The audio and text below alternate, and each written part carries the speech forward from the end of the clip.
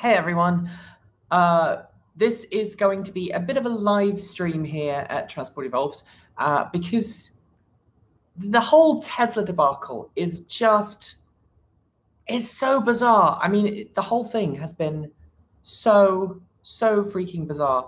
I'm having some issues here with the chat, but I'm sure it will figure itself out. Anyway, welcome to Transport Evolved Take 2. This is essentially the second channel for Transport Evolved. Maybe I'll just modify this a little bit so you can see a little bit more of me rather than just the bottom of my head. And I think it's worth having a bit of a hangout today to discuss what's been going on in the world of Tesla. Of course, yesterday we had the Tesla Q1 2018 earnings call. And as those of you who watched yesterday or was watching Twitter yesterday will know, I wasn't able to actually be in on that call for various reasons. I had another appointment, so I couldn't go to that. But what a crazy call it was. Tesla had record revenues. It brought in $3.41 billion in revenue, which is its largest revenue in history. It also, however, had the largest loss in history, $785 million loss. Now, the revenue is partly up for reasons that I'll go into in a minute. Obviously, production is up, highest production that Tesla's had. Total production. Now, there's some dips there with Model S and Model X, but because Model 3 is now online, that has pushed up production to the highest level ever. And for some reason, I'm having some issues here with the stream. Say hello if you're watching, because I'm having some issues with this stream today, and I want to make sure that it is actually streaming and it's not just me talking to no one, because that would be kind of sad, really. So I'm just going to pause there for a second just to make sure that you are all able to watch, able to see what's going on, and make sure that you're hello, hi, hello. Yeah, I'm able to see the chat. This is very good. Okay, so where was I? So Tesla's shares actually went up after the announcement was made. And if you look at the summary from yesterday, there was this little blip in the evening, just as, see if I can find it.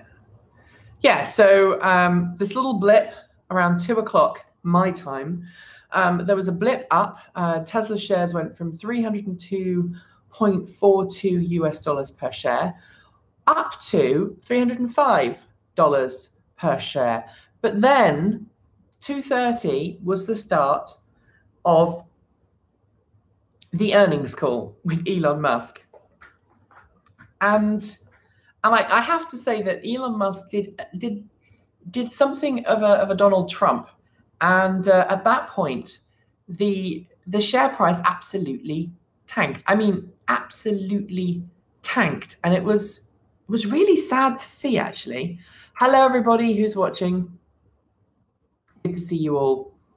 Hello. If for some reason you go to ask me a question and I can't see it, be aware that I will I will answer it. I just need to switch to a different stream. So in fact, let me just do that now. I'm interested to know what you think of the Tesla share situation, because as of this morning, Tesla shares are currently $276.08, which it's continuing a downward spiral. And that seems very dangerous for Tesla, especially given everything else going on at the moment. So I would like to know what you think. I really would, because it seems that that Tesla is playing very dangerous games, or rather Elon Musk is playing a very dangerous game. All right, so the actual shareholder letter that Tesla sent out wasn't too bad. Wasn't too bad. Tesla did miss its targets. So Model 3 production, these are the highlights from the Tesla shareholder letter. Model 3 production hit 2,270 vehicles per week in April for the third straight week, over 2,000. Q1 auto GAAP gross margin up sequentially, and by 8 BP and non-GAAP by 500 BP. So the generally accepted accounting principles, which is what Tesla has to use, and then there's a non-generally accepting accounting principles. Now, the difference is for Tesla's in Tesla's situation, and I should point out here, I'm not a financial journalist, I'm not a financial reporter, I'm not an accountant, I'm not anybody who is qualified to comment on markets. So anything I say here, you should take with a grain of salt. And if you are considering any investments, then obviously you should talk to your brokers before you do that. All right, so where was I? All right, so GAAP principles is the accounting method that must be used by all companies reporting in the US, reporting their quarterly earnings. Non-GAAP accounting, in the case of Tesla, can include things like vehicles that have been sold or are being leased through the program, through Tesla's lease program and through third-party leasing programs, and that money will eventually come back to Tesla, but hasn't yet. So revenue from leasing and other programs can be included in non-GAAP accounts. So that's fine. That's why the non-GAAP is much, much, much higher than the GAAP accounting. Now, a lot of people have said, well, why, Tesla's doing great. Why is this an issue? Well, Tesla's revenues are up primarily for two reasons. One, it sold $500 million worth of clean vehicle credits, which obviously has helped. And number two, it's selling Model 3s. Now, I'm just trying to remember I'm just going to find this figure so I don't get it wrong. In terms of vehicle production. So let me find. So just want to make sure. All right. So in Q1, Tesla delivered 8,182 Model 3s. Okay, 8,182 Model 3s, and that was alongside 21,800.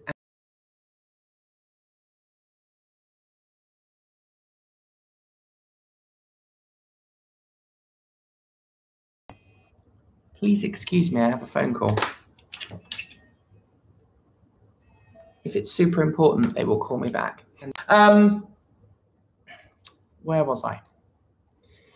Right, so Tesla Model S and Model X sales are combined primarily because that way it still appears to be a larger figure than Model S or Model X independently, and it also allows Tesla to make the sales look like they're continuing to climb, even if sales and deliveries of Model S and Model X are not quite what they once were. Does that make sense? Combining those two figures together allows Tesla to still be doing well. All right, so the next thing that is important to note here is because of these Model 3 sales, Tesla's revenue is going up.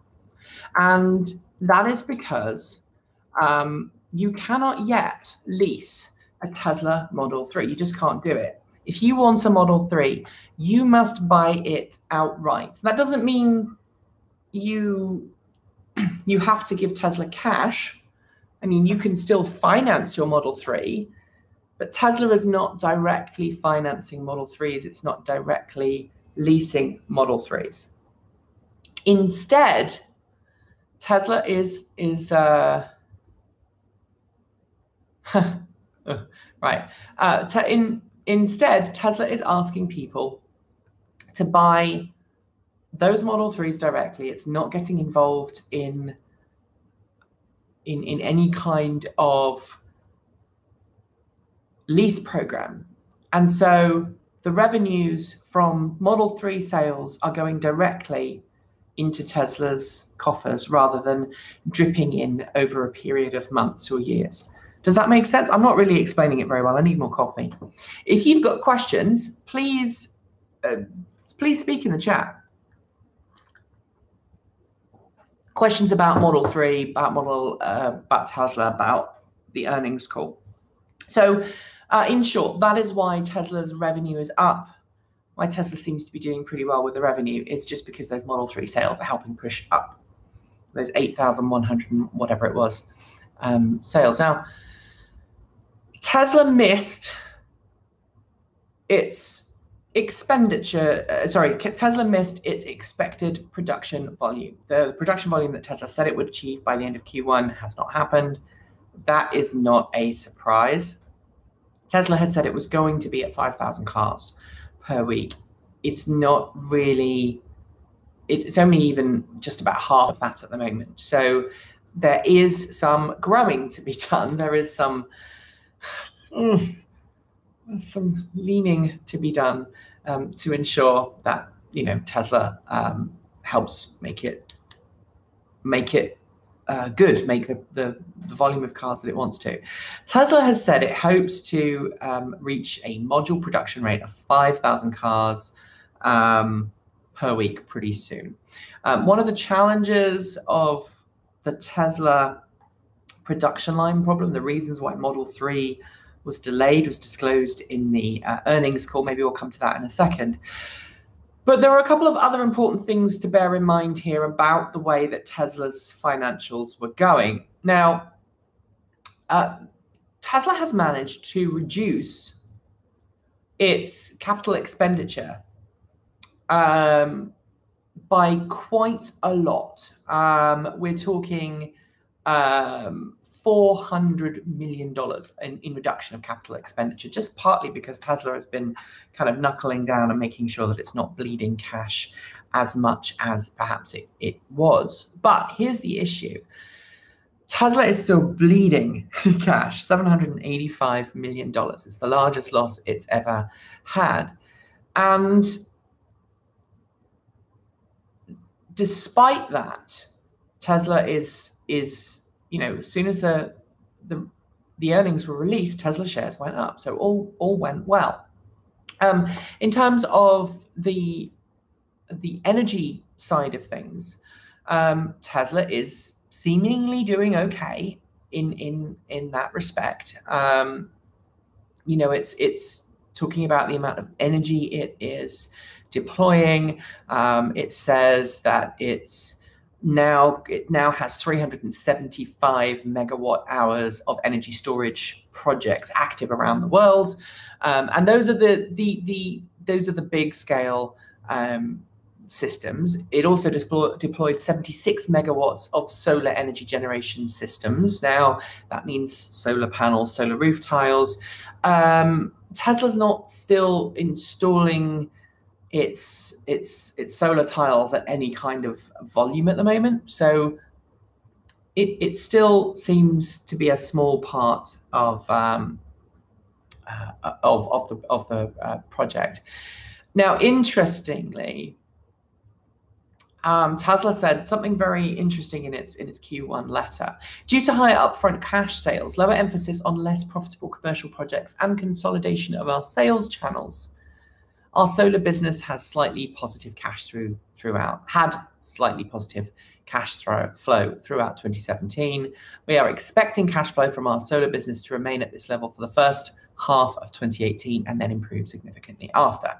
Now, a lot of businesses in Australia, as someone in the chat's just said, are going with Tesla equipment and other solar equipment. So that is helping Tesla make some money. But the profit from the solar business is still not very large. It's not making a huge impact on Tesla's overall finances.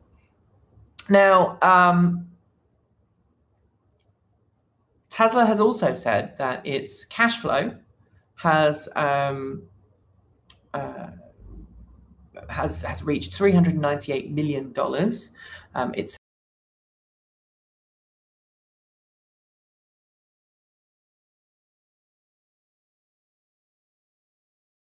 It's Tesla doesn't class a vehicle cannot class a vehicle as being delivered until all the paperwork has been completed, the payments have been made. And so very often Tesla will produce a vehicle and it won't be sold until the next quarter. So the vehicle may be produced at the end of Q1, but it won't be sold until the start of Q2. It doesn't count towards Tesla's profits because it's not been sold yet. Now this is interesting. And Tesla has said it's half of its capital expenditure in Q1 was related. This is really important. Half of Tesla's cap expenditure in Q1 was related to basically modifying the production lines and fixing Model 3 production. Now, Tesla said it's related to completion of the work for Model 3 production capacity at Fremont, plus tooling. But what that really translates to, things like stopping the production line, gutting out the parts that didn't work and putting them back in. So, that is kind of crazy, really. But let's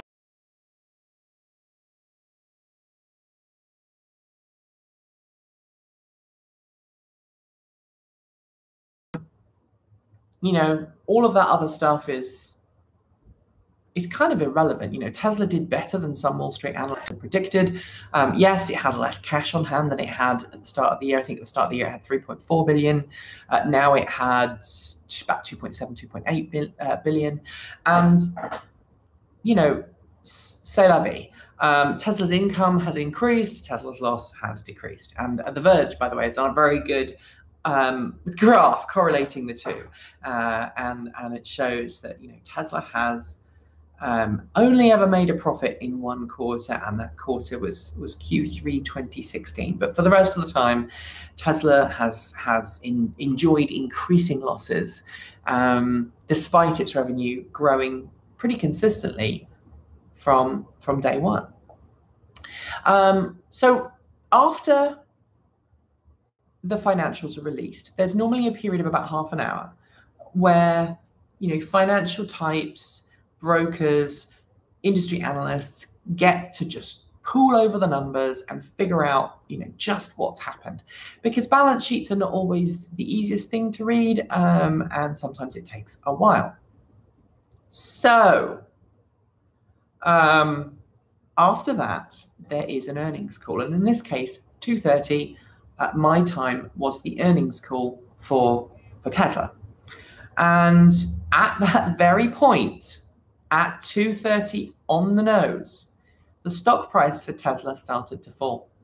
And it went all the way down to overnight trading, went down to $279. And right now it's at $276, which is just the lowest it's been for, let me see, since April the 3rd. It's the lowest price we've seen since April 3rd. So it shows you really how tough things are going for Tesla, and it's got nothing to do with Tesla's earnings and everything to do with Elon. So, and what follows is going to be a bit of a rant.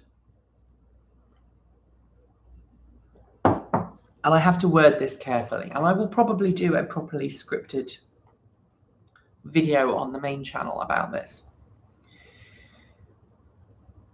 Tesla has a pretty big reputation for not following the norms, whether it's automotive norms, manufacturing industry norms, any other things.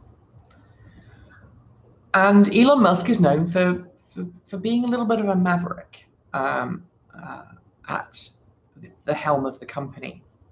And during the earnings call yesterday, he basically began to dismiss analysts who were asking legitimate questions about the company's business acumen. Now, Elon Musk became extremely rude and agitated during the call and turned around and said, he started the call by saying, I think our letter says most of it, but I think we're going to spend some extra time on Q&A and try to answer as many questions as possible. I think we should be able to answer. So we're going to go as long as there are good questions to answer. Okay, that's the first thing. Oh, I didn't see your questions. Hang on, let me just go back.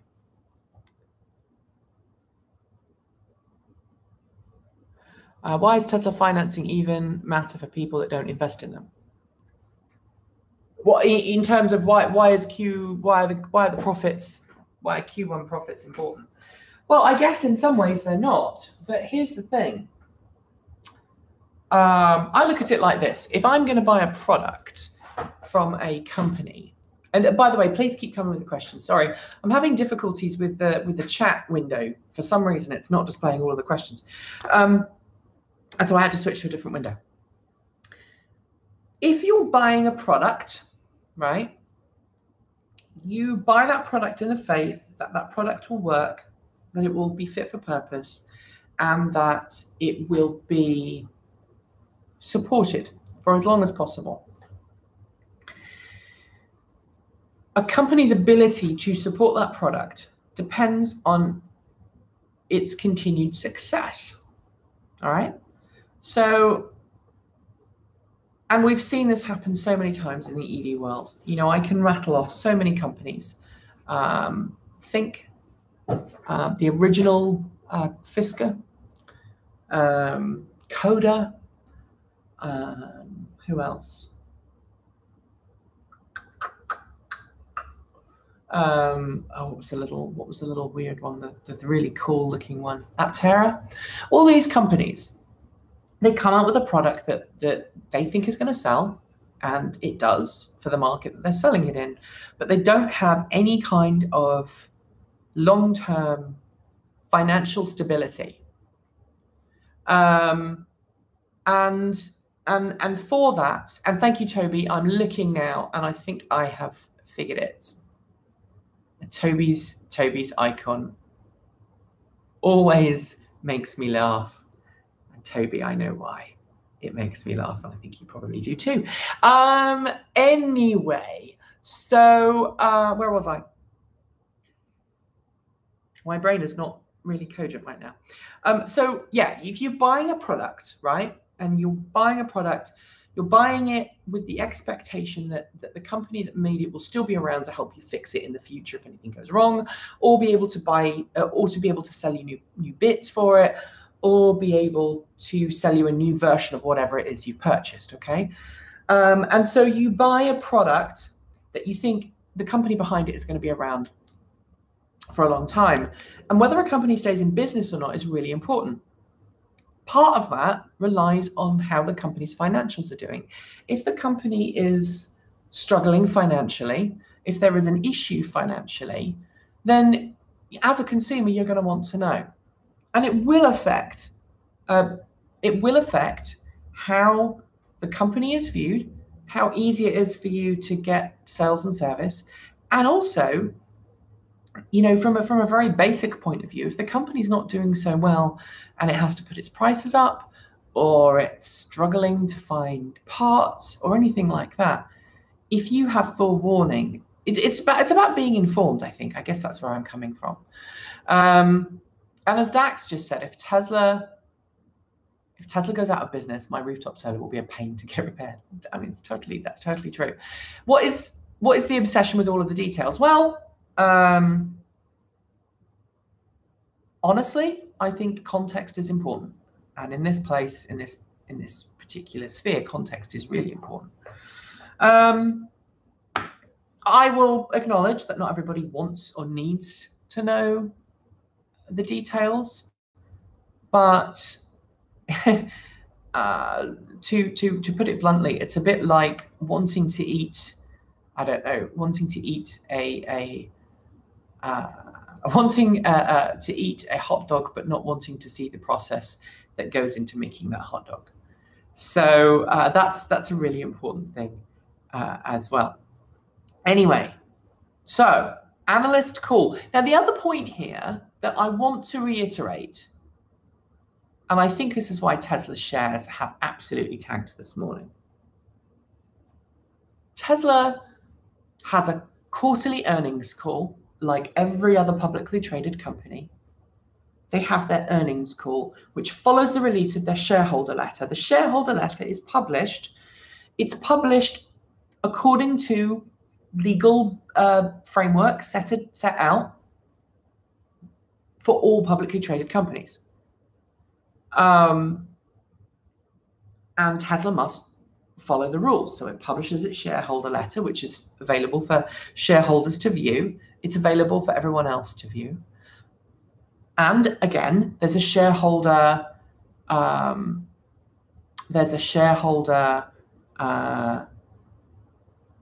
call, or rather an analyst's call directly after that, so that analysts can ask questions.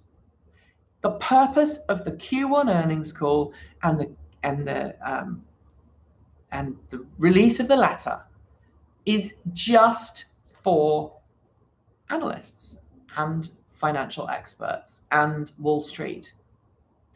And the purpose of it is so that Wall Street investors, whether they be large multinational entities, whether they be, large mutual funds attached to a particular corporate pension plan, or whether they be individual people who have, a small stock portfolio that they've built up themselves.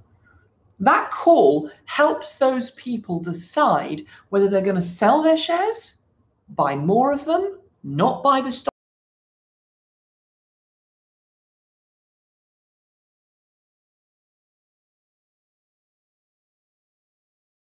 shat all over it.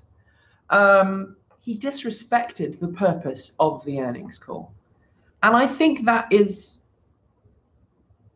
frankly childish. I'm sorry, Elon. It's childish and it's irresponsible. If Elon didn't want to be part of the earnings call, there's nothing that says he has to be. He could hand that off to his CFO and just be done with it and said, you know what, guys, I don't want to talk financials. I want to talk about all the cool stuff we're developing. Off you go. Have fun. And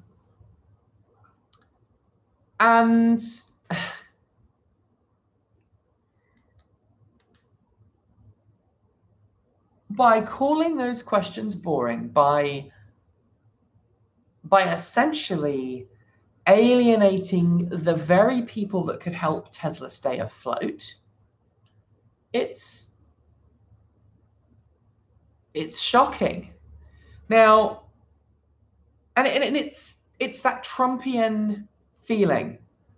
I'm looking at some of the transcripts from CNBC.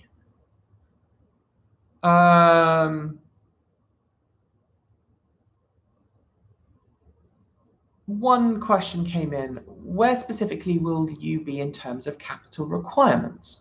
Which is a very common finance question. Musk says, excuse me, next. Boring bonehead questions are not cool. Next. And then the next one, is the first question is related to Model 3 reservations, and I was just wondering if you gave us a gauge as maybe some of the impact that the news has had, like of the reservations that have actually opened and made to configure. Could you let us know what percentage have actually taken the step to configure? And then Musk says, we're going to YouTube. Sorry, these questions are so dry. They're killing me.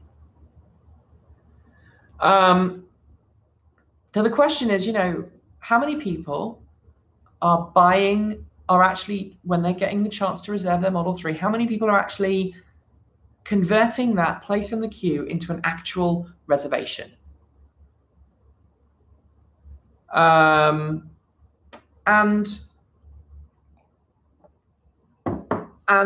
what happens is, that's a really important question. If you're a shareholder or you're an investment advisor, and you're looking at how many people are going from, here's $1,000. I understand I can get it back if I decide I don't want the car.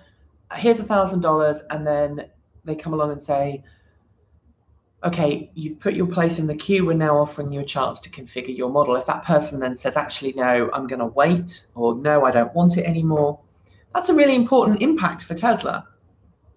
And it helps gauge how many people are going through.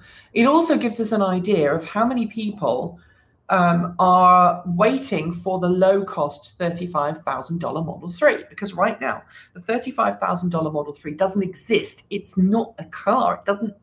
You can't buy an entry-level Model 3. You just can't do it. The cheapest Model 3 you can buy right now is what, $50,000, $60,000. And so people are I'm just going to have to approve that message. I'm going to have to look up the call now, as he sounds like a real dick if that's what he said. Bait and switch, says Dax. So anyway, if someone is in the queue for a Model 3, they turned up on the day. And remember, a lot of people turned up to put their reservations down for Model 3 before the car had even been revealed.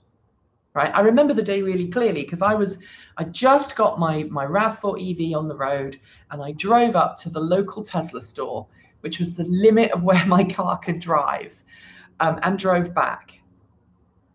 And, the idea was people would put their money down, and they queued for hours, put their money down, their deposit down. A lot of them didn't see the car until later that day. All we knew was it was going to be a $35,000 price tag, which we haven't seen yet. And so there are people who are early up in the queue, either because they were first in line or early on in the line, or they happen to live in an area where Tesla reservations are being fulfilled. They're being contacted by Tesla and going, hey, so do you want that car? And they've got two choices. They've got three choices. Choice number one is to say, yep, let's do it. Let's tick all the option boxes, order the car, and we'll pick it up next week or the week after. And in that case, that person is then committing to spending $50,000, maybe $60,000 on a Model 3. They may have already gone in expecting to spend $50,000 or $60,000 on a Model 3, and in which case they're fine, they've got their car, they're happy. But there'll be other people who are going in wanting that $35,000 version, who want that car, and they are people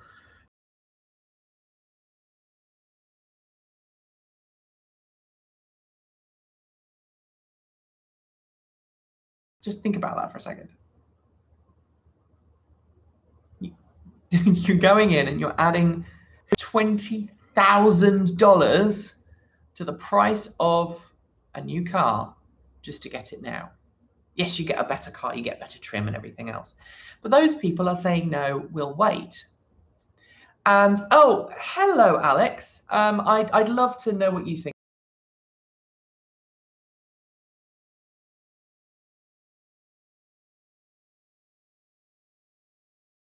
Cool. Give me a second. Let's see if we can get you in on this call. Okay. I think there used to be a way of doing it. I don't know if there is anymore. So let's go and see. No, there's no way of doing it. I'm sorry. That's a shame. If we were doing it with the Hangouts, you could have just joined in. I prefer Hangouts, actually. It's just the way Elon is. Maybe I should make a video about it then. Maybe because people seem to be like, you know, is Elon causing problems? Maybe that'll be the title of my video, is Elon causing problems for Tesla. Anyway, where was I? Right, so it's important to know how many people are converting their reservations into orders, how many people are waiting. That's the important thing. How many people are waiting and how many people are buying the car? And by knowing that, analysts can predict how many people will actually go for the entry-level $35,000 Model 3 versus the nearly $60,000 all the bells and whistles Model 3. And that makes a big, big difference to Tesla's margins, to Tesla's profits, etc., etc.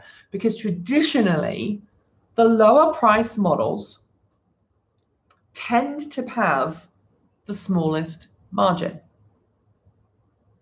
Sometimes even the low-end models are subsidized by the high-end models. So I mean, I'm talking tech, for example. If you buy an iPhone, a base model iPhone, is worth, you know, you might buy a base model iPhone for, say, I don't know, $600, and you can go and buy the high-end model for $899. But there's not $299 of extra parts in the $899 iPhone versus the $600 iPhone, especially if they're the same model.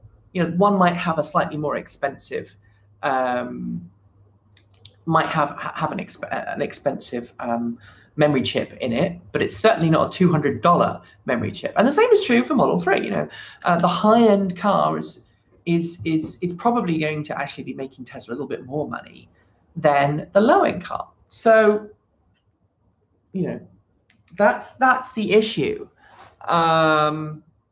with Musk, you know, saying, I'm not going to answer any of these questions.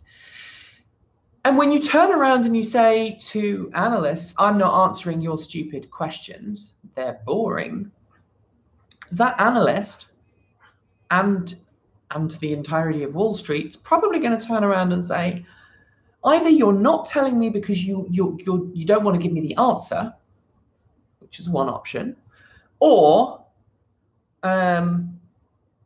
you're trying to tell me to RTFM because the answers are in our balance sheet, which again might be an answer, or I don't want you to know the answer. I don't want to tell you that information because I know it will be, someone will make a big story about it. And so what Musk did instead is, frankly, is beyond the pale. And it's actually left me feeling really, really disillusioned. I nearly dropped an F-bomb there. That's how frustrated I am about this.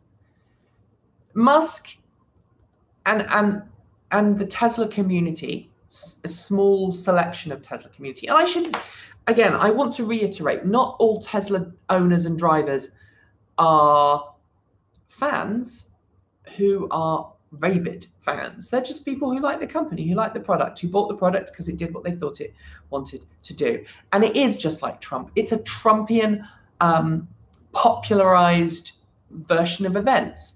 You know, at one point in the earnings call, Musk was effectively going, fake news, fake news, fake news, reports fake news, fake news. And we've got to the point where the media is distrusted, and, you know, even if they have sources that are verifiable, all it takes is a company CEO or someone in a head situation to say fake news. And frankly, it's dangerous, it's irresponsible, and it causes major problems for Tesla moving forwards. Every major corporation has things that it doesn't want you to know. doesn't matter what company. There is no such thing as a company that's behaving 100%.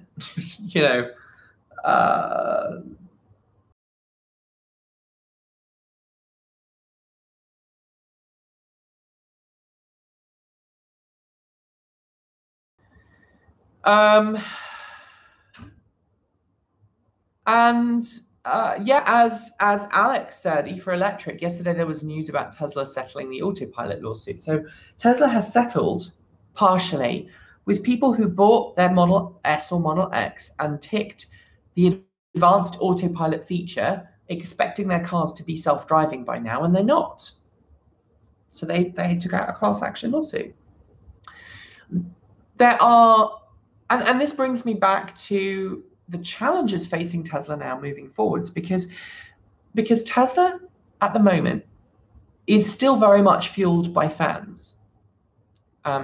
Musk has a very keen army who will rush in to defend him at every corner and view the world through a very polarized, binary thinking. You are either with Elon Musk and Tesla, or you are against them. And in the fanboys, the rabid fanboys and girls' mind, if you challenge Tesla or Musk, you are against the company. And therefore, you are an enemy.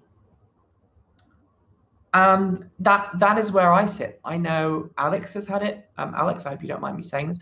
I know Alex has had it. I've had it. Plenty of other news outlets have had it. If we report something that is not 100% positive on Tesla, we get hammered. And Tesla is known to invite outlets along that will speak wholeheartedly positively about them. And that leads to a very polarized coverage of the industry and of the cars. And so Musk decided during the call to switch from talking to analysts, which, let's remember, yesterday was a call for analysts. Q1 earnings report and the Q1 earnings call is for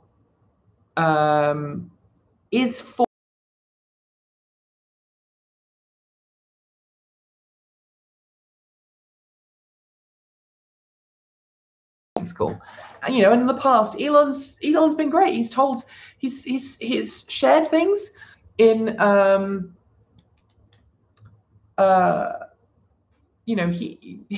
he has shared things in the past in earnings calls. That is brilliant. It's a cult of personality. Deal with it. Well, okay. Yes, it's a cult of personality. But we've got to stop doing this. Oh, yes, but Elon's transformed the world of electric vehicles. Where would we be without Elon Musk? Honestly, I don't know. But saying stuff like that is like Donald Trump saying, I could walk into a room with a gun and shoot someone and no one would care. It's that level of dangerous personality. And if we want a company to get better and we want a company to improve, if we want a company to improve and we want a company to grow, we have to give as much as we take from that company. And Juan, yes, I know, I saw that in the back of my mind, and so I kind of saw that come up. I want you all to know something here. And again, this is something that has been very controversial on my channel. I am convinced it's one of the reasons why Transport Evolved had quite a high turnover in terms of Patreons, at least in the first, the last 6 months or so. It's kind of settled out again. I'm not here to say one car company is better than another. I'm not here. Frankly, I don't give a flying you-know-what about which car company wins. I don't care.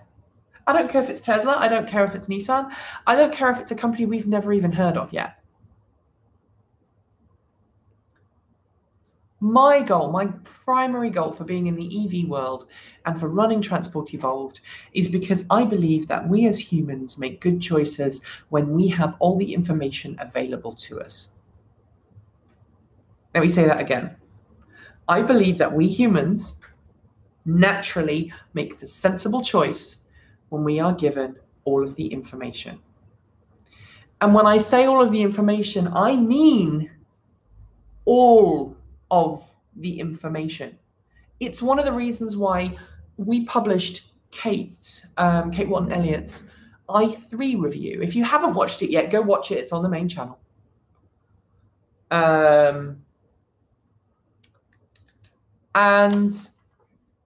We did this i3 review, staff car review. Kate, the first part of it, Kate is almost well, she's waxing lyrical about the car. She likes it. The i3, she likes it. It's a good car. It suits her needs. And the second half of it, she's like, well, but we had these problems.